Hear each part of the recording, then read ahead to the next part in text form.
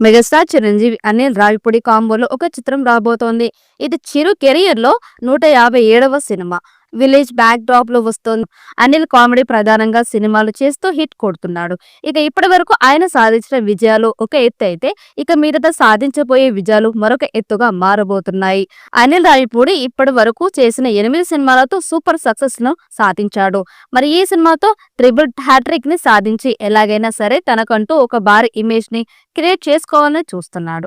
Chiranjeevi Anil Ravipudi combination లో వస్తున్న cinema interval bank చాలా అద్భుతంగా ఉండబోతుందట. ఒక ఇంటర్వెల్ బ్యాంక్ కోసమే దాదాపు 5 కోట్ల వరకు ఖర్చు పెట్టి మరి ఆ బ్యాంక్ ని తెరకెక్కించే ఆలోచనలో అనిల్ ఉన్నట్లుగా తెలుస్తోంది. ఇక వచ్చే సంవత్సరం సంక్రాంతి కానుగ్గా ఈ సినిమా ప్రేక్షకుల ముందుకు రాబోతోంది. అనిల్ రావిపూడి సినిమాలంటేనే ఫుల్ ఎంటర్టైన్మెంట్ ఉంటుంది. కమర్షియల్ సినిమాలను ఆడియన్స్ కు నచ్చేలా తీయడంలో ఆయన దిట్ట. వరుస హిట్లతో దూసుకెళ్తున్న అనిల్ ఇప్పుడు చిరంజీవితో సినిమాని కూడా ఫుల్ ఎంటర్టైనర్ గా రెడీ చేయబోతున్నారు. అనిల్ రావిపూడి ఎంత స్పీడ్ గా సినిమాని కంప్లీట్ చేస్తారో తెలిసిందే. ఇప్పుడు ఈ మెగా 157 ను వచ్చే సంక్రాంతికి రిలీజ్ చేయాలనే ఉద్దేశంతో స్పీడ్ గా షూటింగ్ పూర్తి చేసే అవకాశం ఉంది.